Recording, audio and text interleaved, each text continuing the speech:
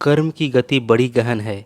कर्म का स्वरूप भी जानना चाहिए और अकर्म का स्वरूप भी जानना चाहिए तथा विकर्म का स्वरूप भी जानना चाहिए, क्योंकि कर्म की गति गहन है। कर्म ऐसा करें कि कर्म विकर्म न बने, दूषित या बंधक कारक न बने, अकर्म में बदल जाए, कर्ता अकर्ता हो जाए और अपने परमात्मा पद को पाले। अहमदाबाद में वारसा नामक एक इलाका है। वहाँ एक इंजीनियर रहता था जो नहर का कार्यभार भी संभालता था। वही आदेश देता था कि किस क्षेत्र में पानी देना है या किस क्षेत्र में पानी नहीं देना है। एक बार एक किसान ने उससे एक लिफाफे में 100-100 रुपए की 10 नोटें देते हुए कहा, साहब कुछ भी हो पर फलाने व्यक्ति को पानी ना मिले, मेरा इतना काम आप कर दीजिए। साहब ने सोचा कि हज़ारों रुपए मेरे भाग में आने वाले हैं, इसलिए यह दे रहा है, किंतु गलत ढंग से दे रहा है। इन पैसों को लेकर मैं क्यों कर्म बंधन में पड़ूं? 1000 रुपये आने वाले होंगे तो कैसे भी करके भाग्य में आ जाएंगे। मैं गलत कर्म करके हज़ारों रुपये क्यों लूं? मेरे अच्छे कर्मों से अपने आप रुपए आ जाएंगे। अतः उसने 1000 रुपये उस किसान को लौटा दिए। कुछ महीनों के बाद इंजीनियर एक बार मुंबई से लौट रहा था। मुंबई से एक व्यापारी का लड़का भी उसके साथ बैठा था। वह लड़का सूरत आकर जल्दबाजी में उतर गया और अपनी अटैची गाड़ी में ही भूल गया। वह इंजीनियर समझ गया कि अटैची उसी लड़के की है। अहमदाबाद रेलवे स्टेशन पर गाड़ी रुकी। अटैची लावारिस पड़ी थी। उस इंजीनियर ने अटैची उठा ली और घर ले जाकर खोली। उसमें से पता और टेलीफोन नंबर निकला। उधर सूरत में व्यापारी का लड़का बड़ा परेशान हो रहा था कि हीरे के व्यापारी के इतने रुपए थे, उतने लाख का कच्चा माल भी था, किसको बताएंगे तब भी मुसीबत होगी। दूसरे दिन सुबह सुबह फ़ोन आया कि आपकी अटैची रेलगाड़ी में रह गई थी, जिसे मैं ले आया हूँ और यह मेरा पता है, आप इसे ले जाइए।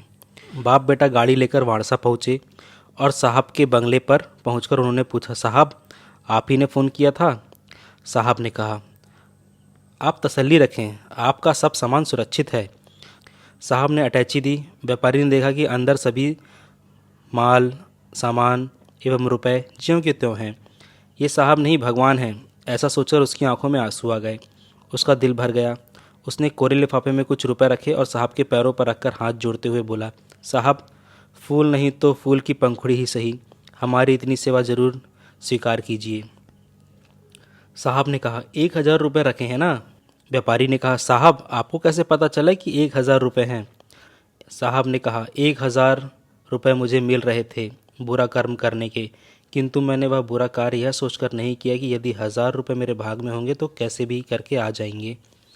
व्यापारी ने कहा, साहब आप ठीक कहते हैं, इसमें 1000 रुपये ही हैं।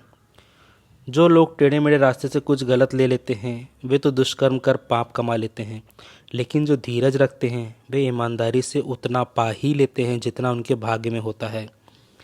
भगवान श्री कृष्ण कहते हैं, गहना कर्मणो गति। एक जाने माने साधु ने मुझे यह घटना सुनाई थी। गया में एक बड़े अच्छे जाने माने पंडित रहते थे। एक बार नेपाल नरेश साधारण गरीब मारवाड़ी जैसे कपड़े पहनकर पंडित के पीछे भटका कि मेरे दादाजी का पिंडदान करवा दो। मेरे पास पैसे बिल्कुल भी नहीं हैं। हाँ, थोड़े से लड्डू लाया हूँ, वही दक्षिणा में दे सकूँगा। जो लोभी पंडित थे उन्होंने तो इनकार कर दिया, लेकिन वहाँ का जो जाना माना पंडित था उसने कहा, भाई पैसे की तो कोई बात नहीं है, मैं पिंडदान करवा देता हूँ। फटे चिथड़े कपड़े पहनकर गरीब मारवाड़ी के वेश में छुपे हुए नेपाल नरेश के दादा का पिंडदान करवा दिया उस पंडित ने।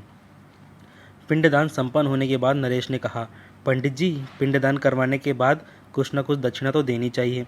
मैं कुछ लड्डू लाया हूँ, मैं चला जाऊँ, उसके बाद ही यह गठरी आप खोलेंगे, इतना वचन दे दीजिए। पंडित ने कहा, अच्छा भाई तू गरीब है, तेरे लड्डू मैं खा लूँगा, वचन देता हूँ कि गठरी मैं ही खोलूँगा। नेपाल नरेश चला गया। पंडित ने गठरी खोली तो उसमें से 1-1 किलो के सोने के 19 लड्डू निकले। वे पंडित अपने जीवन काल में बड़े बड़े धर्म कार्य करते रहे, लेकिन सोने के वे लड्डू खर्च नहीं कर पाए। जो अच्छा कार्य करता है उसके पास अच्छे अच्छे काम के लिए कहीं न कहीं से धन आ ही जाते हैं, वस्तुएं अनन्नास आ ही जाती हैं। अतः 19 किलो के सोने के लड्डू ऐसे ही पड़े रह गए जीवन भर। जब जब हम कर्म करें तो कर्म का अकर्म में बदल दें, अर्थात कर्म का फल ईश्वर को अर्पित कर दें अथवा कर्म से कर्तापन हटा दें। तो कर्म करते हुए भी हो गया अकर्म। कर्म तो किए लेकिन उसका बंधन नहीं रहा। दोस्तों, ये दोनों कहानी आपको कैसी लगी कमेंट बॉक्स में ज़रूर बताइए। अगर इससे आपको कुछ लाभ पहुंचा तो हमें बहुत अच्छा लगेगा। अगर आपने अभी तक चैनल को सब्सक्राइब नहीं किया तो सब्सक्राइब कर दीजिए और वीडियो को लाइक नहीं किया तो वीडियो को लाइक भी कर दीजिए। हम आगे भी ऐसी वीडियो लाते रहेंगे।